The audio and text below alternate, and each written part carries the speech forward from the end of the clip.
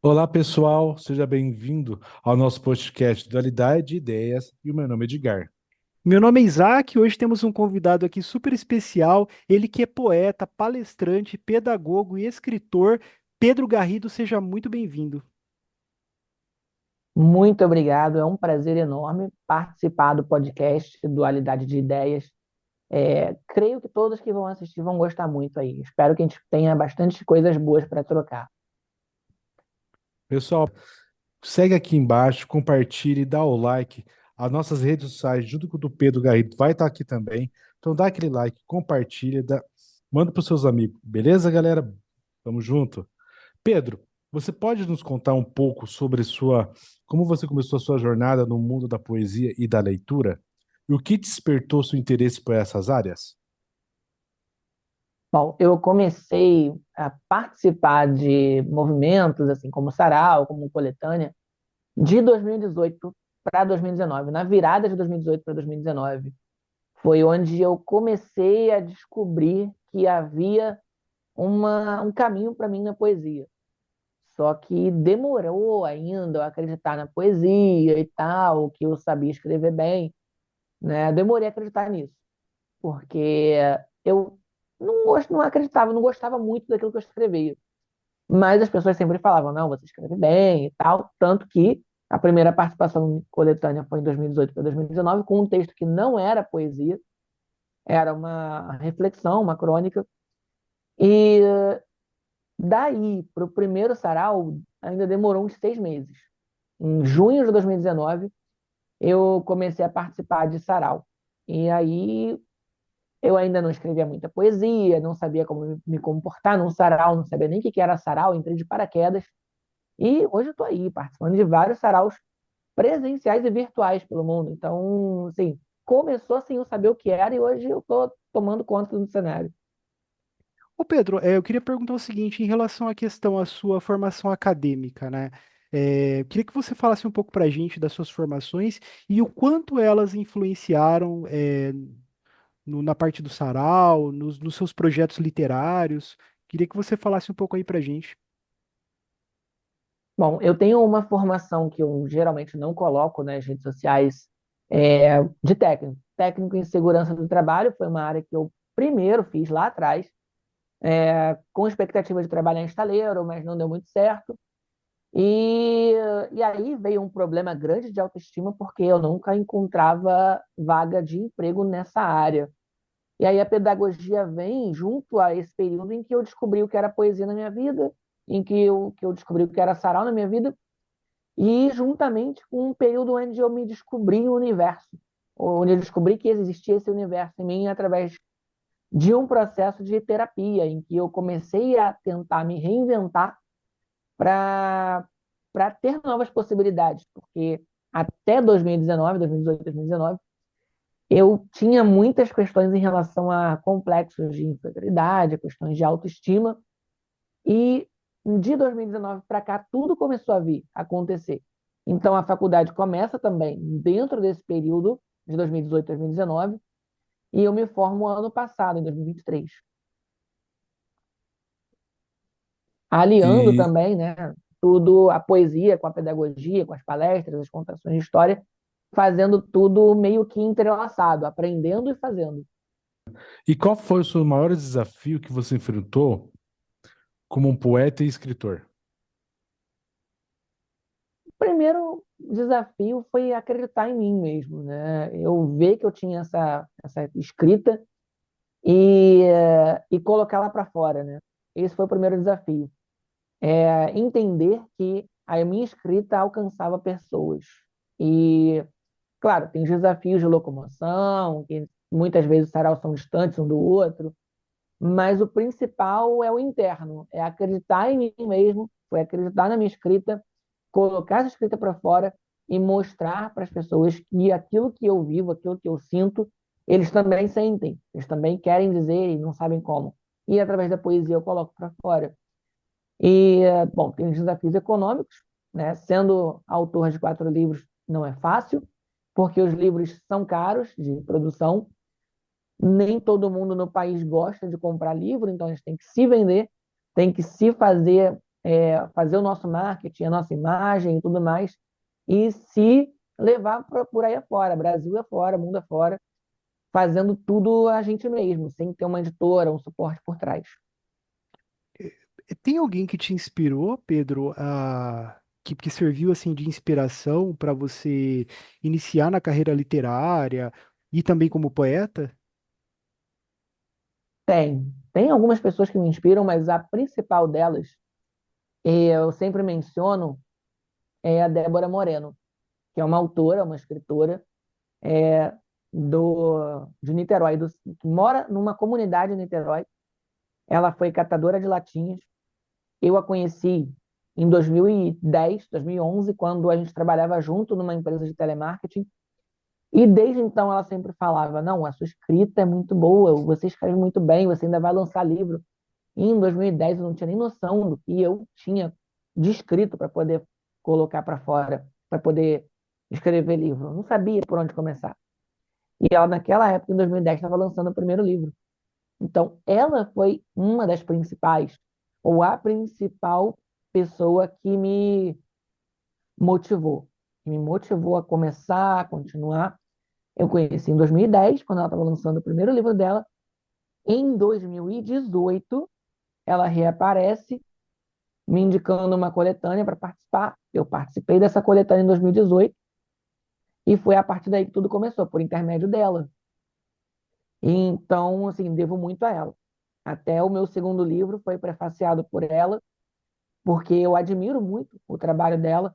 Hoje ela é autora de vários livros, desenvolve hum, é, trabalhos em escolas, vai no estado inteiro, já participou de vários programas, como o programa do Faro. Então, ela é conhecida, mas ela é muito simples, uma pessoa muito simples, que eu admiro muito e que me capacitou, de certa maneira, a chegar até aqui.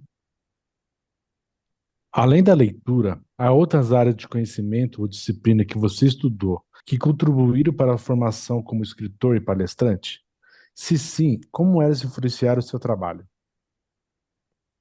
Então, assim, eu acredito muito na, na minha visão de mundo através do que a terapia me trouxe. Então, eu sempre busco informações em livros de psicologia, busco ler sobre filosofia, e como eu tenho uma fé cristã, eu busco também na teologia um pouco para essa minha escrita, um pouco para poesia, um pouco para crônica, um pouco até para palestra, porque as palestras que eu faço são sobre autoestima, são sobre a minha descoberta na poesia, são sobre como eu era antes da poesia e como a poesia mudou minha vida. Pedro, entrando agora a respeito do seu trabalho no Sarau, né? Eu queria a princípio te perguntar, assim, uma dúvida que eu acho que é interessante você responder para o nosso público, né? Que eu particularmente não sabia, e eu acredito que boa parte das pessoas que estão vendo o vídeo talvez não saiba, o que assim é um sarau? Bom, o sarau, para quem não conhece, para quem está de fora e está igual a mim quando começou, ele é um movimento, ele é uma reunião de artistas, pode ser em teatro, não tem lugar definido, mas onde os artistas se reúnem para mostrar os seus trabalhos. Pode ser para si mesmos, em um grupo fechado, ou em público, como costuma acontecer no shopping, que eu costumo ir também. São reuniões assim. Cada um expõe o seu trabalho. Poesia, teatro, música e entre outras artes. Todo mundo vai lá para expor os seus trabalhos, fazer parcerias, entre outras coisas que podem surgir ao longo do tempo. Eu gosto de falar, até recentemente, eu escrevi alguma coisa sobre, que o sarau, quando ele veio para o país, ele veio junto com a família imperial. E o sarau era um movimento somente para as pessoas mais nobres, né? Antigamente, a classe popular, a massa, não tinha isso. Não tinha acesso à literatura, não tinha acesso à cultura. A cultura era feita somente pelos nobres, nesse sentido, do sarau. Cada um lia os seus poetas, cada um apresentava a sua arte. E de uns tempos para cá, desde o modernismo, de 1900, do século XX para cá, a coisa tem mudado, tem se popularizado, se democratizado, e hoje o sarau é de acesso a todos. Todos nós temos acesso à literatura, à cultura, à poesia, todos nós podemos fazer. Então, o sarau que eu faço visa justamente isso, popularizar ainda mais, trazer para todo mundo a possibilidade de criar a sua própria história. E como que é o seu processo de curadoria dos temas da apresentação do sarau? Bom, eu procuro fazer o meu sarau livre, não tem um tema específico para cada mês que eu faço. O sarau eu faço uma vez por mês, a cada último sábado do mês. E como se propõe o meu sarau, o próprio nome se dá essa liberdade, porque é Universos Livres, o nome do meu sarau, eu procuro dar liberdade para todo mundo que se apresenta. Cada um vai se apresentar de acordo com o que toca mais no coração. Claro, tem saraus de outras pessoas que têm temáticas, têm outras ideias. Tem um sarau que eu organizo também, que é de temática afro-indígena, que eu não sou o dono, mas ajudo na elaboração de uma coletânea desse sarau. Então, cada sarau vai ter uma temática, mas o meu especificamente não. O meu vai ser livre. Ô Entendi. Pedro, e assim, o que te inspirou a começar esse projeto do Sarau? Qual que é a fonte de inspiração? E quando você começou o seu projeto, é, qual que era o objetivo do projeto? E você acha que, assim, na sua percepção, você está encontrando esse objetivo? Como que é? Bom, o objetivo principal do meu sarau, eu acredito que seja a transformação é, social, social, emocional, pessoal, porque quando eu coloco alguém que nunca se apresentou num sarau para falar uma poesia, às vezes a pessoa nem acha que sabe fazer poesia e sabe, e faz muito bem. E quando eu coloco essa pessoa lá na frente para falar a primeira vez, eu estou justamente elaborando nela o universo dela. Por isso o nome do sarau Universo, porque eu colocando essa pessoa para falar a primeira vez, ela vai ter coragem de acreditar naquilo que ela está falando.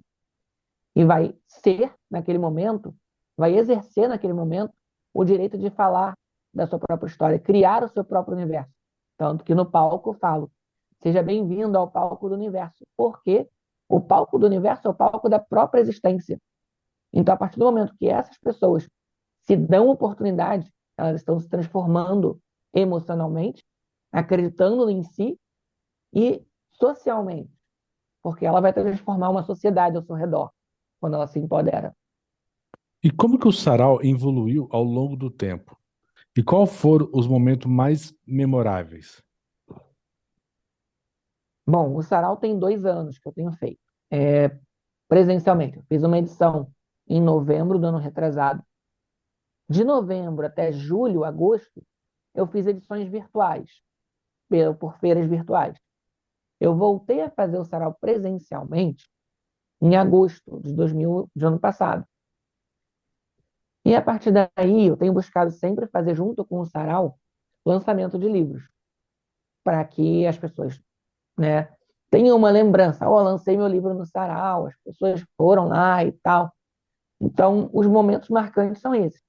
Os lançamentos, as pessoas que, vez ou outra, chegam lá sem saber o que é Sarau, se apresentam e amam se apresentar. As pessoas que contam suas histórias no Sarau. Sarau, muitas vezes, que a gente acha que não vai lotar. E com aquele grupo de pessoas que está lá, as pessoas se emocionam, trazem as suas experiências para fora, trazem à tona as suas vidas e saem, de certa forma, ali mudadas, melhoradas, não melhoradas, porque não precisa melhorar, mas saem mais resolutas daquilo que elas querem. E isso me motiva a continuar.